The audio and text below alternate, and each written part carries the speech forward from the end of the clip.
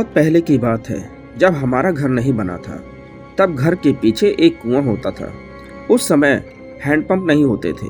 सभी लोग कुएं से ही पानी निकालकर अपने घर के सभी काम किया करते थे। पास में ही एक पड़ोसी मदन काका रहते थे, जो अक्सर लोगों के साथ लड़ाई झगड़ा करते रहते थे। एक दिन पता नहीं उनके मन में क्या आया कि आधी रात को उस कुएं में छलांग लगा दिए और उसी में डूबकर मर गए।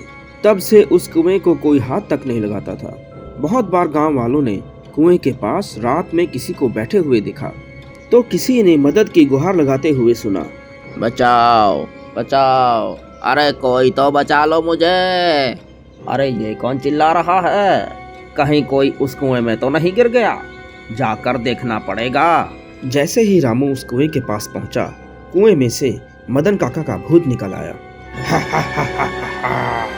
तू मुझे बचाएगा? बचा कर तो दिखा। डर के मारे रामू की बुरी हालत हो गई। भूत, मुझे बचाओ। अरे भूत जी, मुझे छोड़ दीजिए ने, मुझे मत खाइए। रामू डर के मारे तुरंत वहां से भाग खड़ा हुआ। पीछे से मदन काका का भूत वैसे ही चिल्लाता रहा, बचाओ बचाओ। घर का काम अभी आधा भी नहीं हुआ था कि एक मजदूर नीचे गिर गया।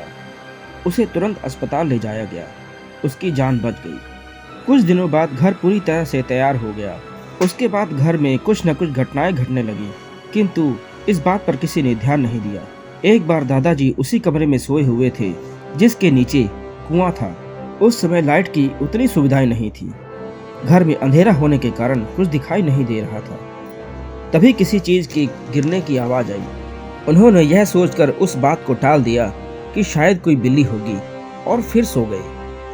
आधी रात को जब उनकी नींद खुली तो उन्हें ऐसा लगा जैसे छत पर कोई टहल रहा है। दादाजी डरते हुए छत पर गए, परंतु वहां भी कोई नहीं था। अरे ये छत पर कौन टहल रहा था? लगता है मुझे ही कोई वहम हो गया है। चलो मैं तो जाकर सोता हूँ। रोज ऐसा होता रहा।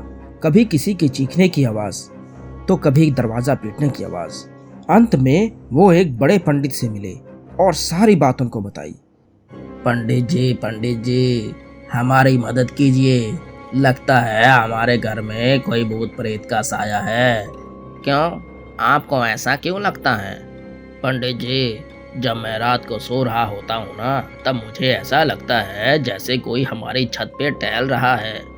जब मैं ऊपर जाता हूँ तो वहाँ पर कोई भी नहीं होता। जब घर में कई बार कोई नहीं होता तो किसी के चीखने की आवाज़ें सुनाई देती हैं। तो कभी कभी कोई हमारा दरवाज़ा भी पीटता है। लगता है तुम्हारे घर में किसी बुरी शक्ति का वास है। चलो तुम्हारे घर जाकर देखा जाए। पंडित ने तुरंत घर चलने के लिए कहा। दोनों जब घर पहुंचे, पंडित घर के अंदर पैर रखने ही वाला था कि उसे कुछ अनुभव हुआ। वह अंदर नहीं गया। उन्होंने बताया कि हमारे घर पर किसी बुरी आत्मा का वास है। तुम्हारे घर में किसी बुरी आत्मा का वास है? यह और कोई नहीं बल्कि मदन काका की आत्मा है। तुम लोगों को 21 दिनों तक मंत्र जाप करना होगा। हमने बिल्कुल वैसा ही किया। उसके बाद क्या हुआ यह मैं नहीं जानता, पर इतना जरूर पता है कि पंडित जी के बताए हुए उपचार के बाद फिर कभी वो आत्मा का साया हमारे घर के आसपास भी नहीं मंडराया।